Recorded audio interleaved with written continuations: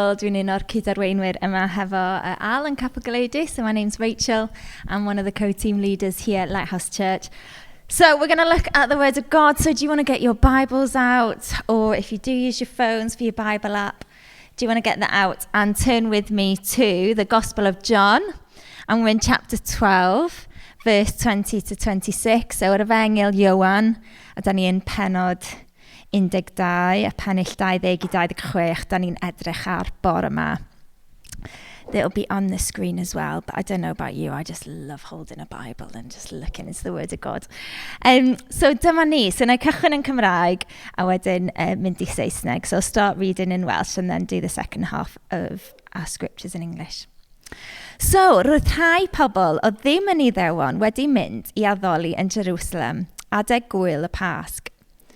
Dyma nhw'n mynd at Philip oedd yn dod o Bethsaida, Galilea, a gofyn iddo, Sir, dyn ni isio gweld Iesu. Aeth Philip I ddweud wrth Andreas, ac wedyn aeth y ddau ohonyn nhw I ddweud wrth Iesu. Jesus replied, The hour has come for the Son of Man to be glorified. Very truly, I tell you, unless a kernel of wheat falls to the ground and dies, it remains only a single seed. But if it dies, it produces many seeds. Anyone who loves their life will lose it, while anyone who hates their life in this world will keep it for eternal life. Whoever serves me must follow me, and where I am, my servant also will be. My Father will honour the one who serves me. Yr rhai sy'n fy ngwasanaethu I, fydd Duw fy nhad yn ei anrhydeddu. So if you're new or you're just joining us today, we have been going through the book of John. And where we're up to in the Gospel of John is, can I just have the next slide please, Al? Is we've seen Lazarus being resurrected. So halfway through John, it's like the turning point in the Gospel of John. John's been going through all these miracles, showing all these discussions that Jesus has been having with various Jewish leaders and his disciples. He's been doing loads of miracles, and then we reach Lazarus being resurrected after 4 days being dead and buried in the tomb. Jesus miraculously resurrects him. And this happened in Bethany, just outside Jerusalem. So now everybody knows about this guy, Jesus of Nazareth, and they've heard about this miracle of Lazarus being resurrected. He is really famous by now, and last week John shared about Jesus entering Jerusalem ready for Passover.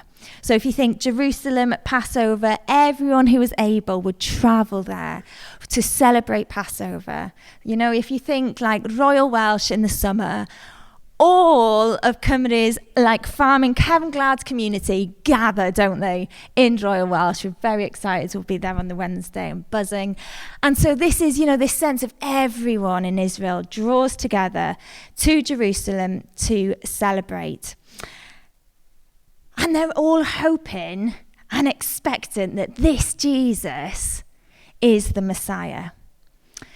And most of them, their expectation is that this Jesus, this one who's doing miracles, is going to lead them to victory over the Romans.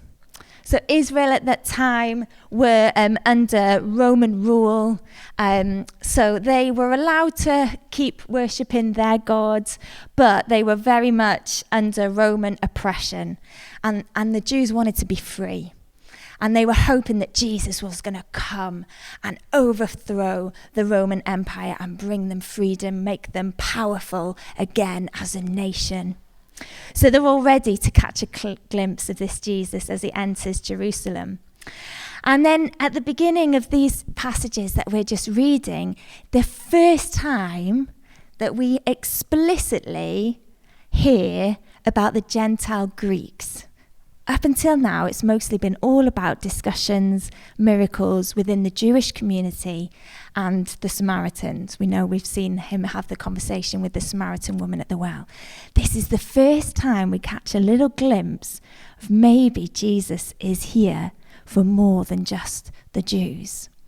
So these are Gentile Greeks that are now in Jerusalem, possibly have started to follow and adapt some of the Jewish worship traditions because they're in Jerusalem for Passover too, and they want to catch a glimpse of Jesus as well. So they're like, come on, Philip, you're connected. Can you get us a bit of a meeting with Jesus? We want to meet him. We've heard about him as well and some of the miracles. John Sadler shared last week, didn't he, that little football chant of, who are you? And that's what this sense is. So now the Jews are all like, who is he? Who are you, Jesus? But now even the Greek Gentiles are also asking that question. Who are you? Who is this Jesus of Nazareth? Dyn ni isio gweld Iesu. We want to see Jesus. That's their question. Can we see him? Dyn ni isio gweld Iesu. And Jesus, I don't know if you've noticed this, he very rarely actually directly answers a question, does he? So this is like classic Jesus, doesn't really answer the question, and he answers and replies with, Mae'r amser wedi dod I mi, mab y dyn, gael fy anrhyddeddu. The hour has come for the Son of Man to be glorified. It's showtime. It's time for the great finale. Think about, we're going to reach the crescendo. My middle son's birthday is in March, and he is always asking me, how many months until my birthday? How many weeks, days? And I'm like, gosh, we've got like 9 months, days. And we get closer and closer and closer. And, the night before, literally, we've only got one night's sleep, please, and then it's your birthday, and we're all buzzing, and we're all really excited. The same before Christmas. Well, this is what it must have felt like in Jerusalem. Jesus is saying, the hour has come. It's time. Up until then, his response all the time to his followers and to the crowds has been, my hour has not yet come. You notice that in the gospel all the time. My hour has not yet come. Soon. Wait, wait, wait. My hour has not yet come. And here we are as he's entering Jerusalem. My hour has come. For the Son of Man, which is the title that Jesus often used to refer to himself. It comes from the Old Testament prophet Daniel. The hour has come for the Son of Man to be glorified. And I want us to think about that word glory, glorified. The Son of Man, it's time for him to be glorified. What does that mean in your mind? What does glory mean in your mind? Our lads are, because of their father's indoctrination and their granddad's indoctrination, they're staunch Wolves supporters. But a lot of their friends are Man United supporters. And last year, to Alan's absolute horror, one of the boys came home singing, "Glory, glory, Man United." And Alan was like, "You stop that right now. We do not hear that chant in this house." And we've been on a whole journey of healing and processing and knowing that whatever choices they make.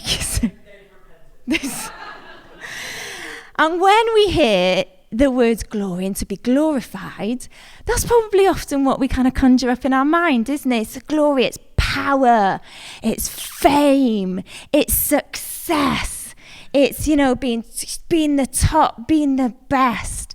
Glory, glory, Man United. It's about being the best. It's powerful. And so I just want us to just stop and have a look at what glory, the definition of glory means, and then look a bit in the Old Testament around what does Jesus mean when he says, I'm going to be glorified. So, gogoniant Duw, the glory of God. Gair Hebraeg am gogoniant yw cafod. That's the Hebrew. Sy'n golygu pwysigrwydd, pwysa neu drum. So it's this sense of the glory of God is this like weightiness, this importance, heaviness. So it's a significant, like the glory of God is his significance, this weight, this importance. So the hour has come for the Son of Man to be glorified. It's like now is the moment the world will see what God's really like. His character, his heart, his weightiness, his glory. And Moses in the Old Testament, the guy who leads Israel out, one of his questions to God is, show me your glory. Show me your glory. And it's really interesting what God says. When Moses says, Dangos the splendor in me, show me your glory, this is what God responds to Moses. The Lord said, okay, I will cause all my goodness to pass in front of you. And I will proclaim my name, the Lord, in your presence. Dwi am adael I ti cael cipolwg bach o mor dda ydw I, a dwi'n mynd I gyhoeddi fy enw yr arglwydd o dy flaen di. And Dane Ortland, in his book Gentle and Lowly, makes this observation, which I think is fascinating. When Moses says, show me your glory, God responds with, okay, I will cause all my goodness to pass in front of you. It's really interesting. He doesn't use the word glory. He doesn't respond with, okay, I'll show you my glory. He says, okay, I'll show you my goodness. It's almost like this glory is equal with God's goodness. Ei ysblander, ei ogoniant, yn hafal i'w ddaioni. Dane Ortland, in his book, says this: when we speak of God's glory, we're speaking for who God is, what he is like, his distinctive resplendence, what makes God God. And when God himself sets the term on what his glory is, he surprises us into wonder. The bent of God's heart is mercy. His glory is his goodness. His glory is his lowliness. Isn't that fascinating? When God talks about his glory, he's talking about his goodness. And when Jesus is talking about, it's time, the hour has come for me to be glorified, what is he talking about? Is he talking about his resurrection, his ascension into heaven? No. He's talking about his crucifixion. His glory that he's referring to be glorified for Jesus, is to be stood and killed on a cross in an act of self-giving, sacrificed love. That's what it means to Jesus to be glorified. God's character, his mercy, his humility, his goodness being revealed. And what does it look like? It doesn't look like power and fame and success. It looks like self-giving, sacrificial love. Mae'n edrych fel cariad ar y groes. Mae'n edrych fel aberth. So then Jesus goes on and he uses this analogy of a kernel of wheat. Now, very exciting news happening because this summer, Melyn Llynon, if you've not been in Llandeisant, are hoping to get the last remaining, hopefully working windmill in Wales, working to actually produce Ynys Môn flour, blawd Ynys Môn. It's very exciting, isn't it? Because that's Môn Mam Cymru, that's what Anglesey was famous for, the breadbasket of Wales, because of being able to produce all this flour that fed the nation. And but if you're like me and you're not quite sure to begin with what's a kernel of wheat, because, you know, I'm not a farmer. I don't farm wheat. So here we go. You've got your wheat, which you might be familiar with, and the kernel is like the tiny bit of a wheat, if you like, zoomed in. And that's what's then ground down and milled to make flour. But interestingly, Jesus uses this because it's saying, in order to get more seeds and more life, this kernel of wheat has to die to produce many more seeds. Os nad ydy hedyn o wenydd yn disgyn ar y ddaear a marw, bydd yn aros fel y mae, yn dim ond un hedyn bach. The Message translation says this, but if it's buried, it sprouts and it reproduces itself many times over.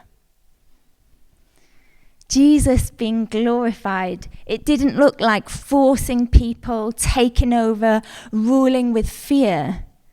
It looked like pouring himself out, investing into 12 ordinary people, fishermen, tax collectors, showing them love, his compassion, his mercy, his grace, his heart for justice, his power, his heart for healing, making people whole. He modeled to them what absolute obedience and commitment to the mission of the Father looks like.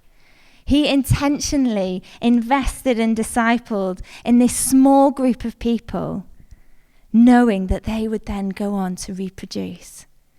Making disciples that go on to make disciples, that go and make disciples, that go and make disciples.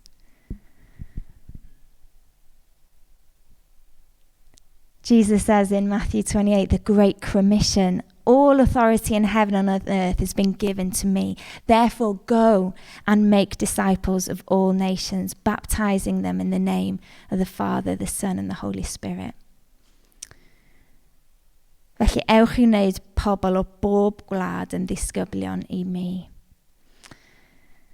John Maxwell is like a bit of a leadership guru. He's written loads of really good books on leadership. And he says leaders reproduce who they are. Leaders reproduce who they are, not just what they teach. And I don't know if you've noticed this, but if you look up to someone and you follow someone, you don't just absorb their teaching and their words, but you absorb their attitudes, their values, their behaviors. And this is what Jesus is trying to do with his 12 disciples. He's pouring himself out to show them his heart, who he is. Paul says in 1 Corinthians 11, be imitators of me as I am of Christ. Felly dilynwch fy siampl I fel dwi'n dilyn y siampl y Messiah. Think about when you first became a Christian, if you're following Jesus. When you first became a Christian, who helped you? Who are the people in your life that invested into you, that mentored you? We have, in the last 18 months in Capel Glady, have loads of new people coming to faith and exploring faith. Lots. And that's amazing. But each and every one of us need to see our lives as something to lay down, to invest in others, to reproduce, to be imitators of Christ, to help others follow Jesus, to help them read the Bible, to help them understand the Holy Spirit, to pray with them, to give our time and energy to others to help them come to know Jesus better. You may have seen some of the statistics that have been going around. There's been a lot of research coming out recently about this quiet revival that's happening in our nation. Here's just a few of some of the statistics. So in March this year, among other national newspapers, The Times reported that Bible sales increased by 87% between 2019 and 2024. 87% increase in the sale of Bibles. In April, another study was published from Savanta, which surveyed over 2,000 UK students about their attitude towards the Bible. And this piece of research found that 29% of all students read the Bible every week. 33% of non-Christian students are interested in reading the Bible with a Christian friend if they were asked. A couple of weeks later, after this report came out, the Bible Society came out with their report called The Quiet Revival, where they partnered with YouGov, surveyed over 13,000 UK adults. They found that over 2 million more people are going to church now than in 2018. 2 million more. And what once referred to as a missing generation of young adults in the church is now anything but, with 33% of all churchgoers being aged 18 to 34. In 2018, 4%, only 4% of 18 to 24-year-olds were going monthly to church. 4% in 2018. That figure's gone up to 16%. But what do we do with that? We're in danger of being like, oh, that's nice. Aren't we? We're in danger of just being spectators or enjoying the data and analysing the data. I'm a maths graduate. I love me a bit of data. But I don't want to just be reading those and thinking, oh, that's nice. Oh, thanks, God. I'm glad you're doing some stuff in the nation. I'm glad your Holy Spirit's moving and people's hearts are open to you. I want to be part of it. I want to be part of it. I want to be one of those little kernels of weeds. I don't know. I don't care what my little part is as long as I get to be part of it. Don't be spectators in what God is doing in our nation. What is your part to play? What's your role? Who are you investing in? Do you know any of the new Christians in our community? Are you helping them? Are you like, do you know what? The Bible's quite hard to read. Do you want me to help you? Shall we meet up and just read the Bible together? And, I don't know everything, but I can pass on something, hopefully. We don't need to have theology degrees. We don't need to have PhDs to do this. We're all just those ordinary fishermen trying to follow Jesus as best as we can.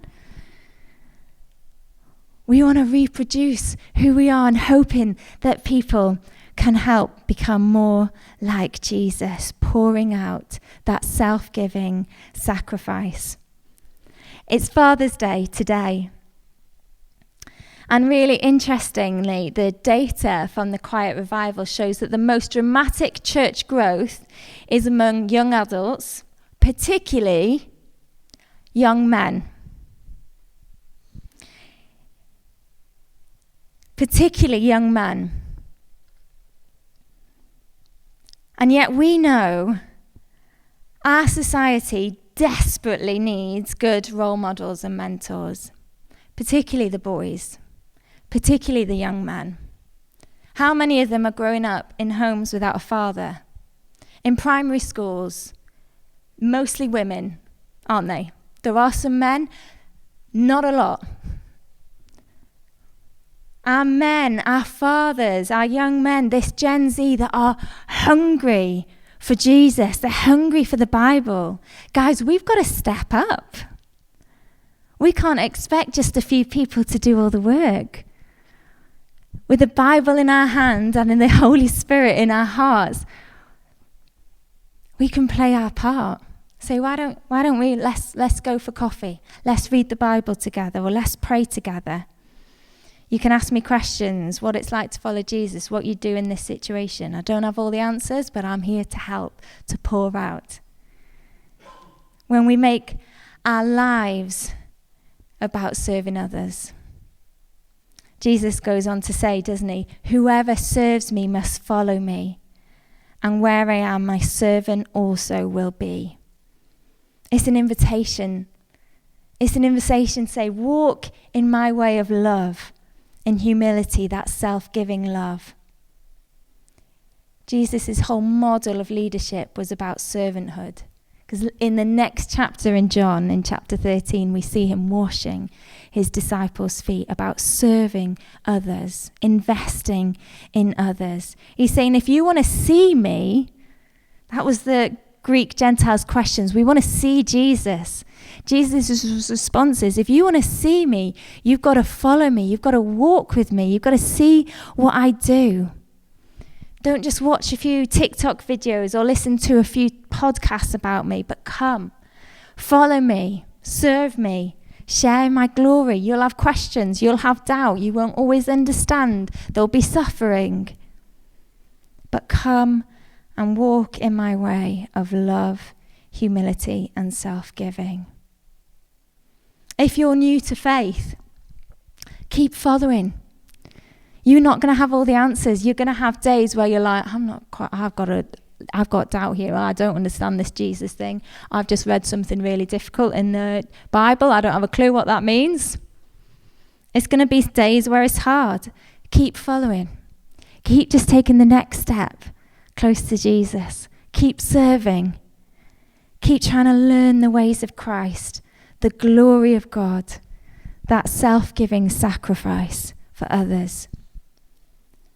Commit to a small group. Commit to a group of people, a small group to get plugged in, to be accountable, to journey together, to share the ups and downs of life. Serve on Sunday teams. Get to know people on teams by serving one another. Get some of the guys around you to just encourage them, to cheer them on. Get into a discipleship relationship. Just ask someone, can I just learn from you? Can you help me grow in my faith? Buy a Bible if you've not got one. Buy a devotion if you're struggling to read one. There's a KXC in church in London have just made a new one called Bread. And some of the new Christians in our church are trying it out, finding it really helpful, just a really kind of structured way to help read the Bible, a bit of the New Testament, Gospels, a bit of Old Testament and a Psalm.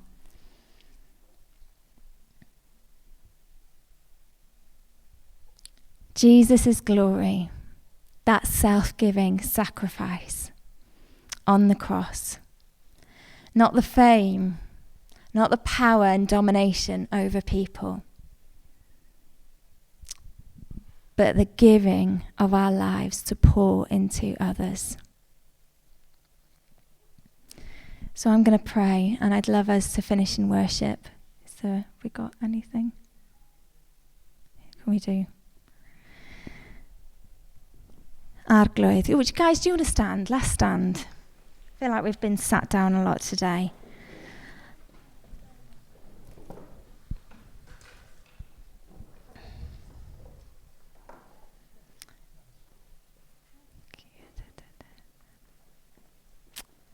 And maybe you just want to put a hand out as just like an outward sign to just want to receive that mandate from God. Arglwydd, Father, your Spirit is moving in our nation. God, help us to not just be spectators. Arglwydd, we want to step in. We want to step up in all of who we are, our brokenness, in order to see more of your glory, that self-giving, sacrificial love.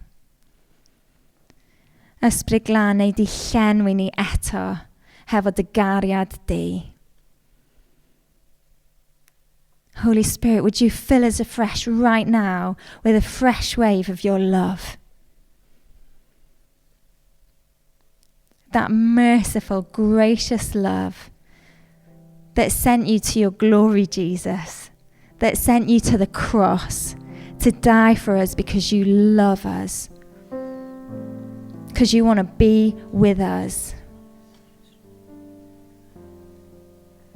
God, would you fill us afresh with a fresh wave of that love, not just for our own gain, but so that we may pour it out to others, so that we may be kernels of wheat that willingly lay down our lives for others.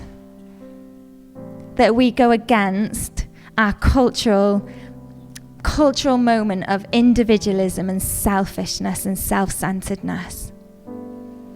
And say, no, we choose the Jesus way of loving God and loving one another. Being gracious, choosing to forgive. Ciara doira, tir dysbryd glân, a tywall dy gariad unwaith eto. And we want to pour out your love to those around us. For the men in our communities, God, we want to just help them flourish. God, we want to see every new Christian that finds you, Jesus, in our community. We want to see them grow and flourish and grow strong roots. God, help us to play our part. So, Jesus, we offer afresh our lives to you and say we choose your way, Jesus.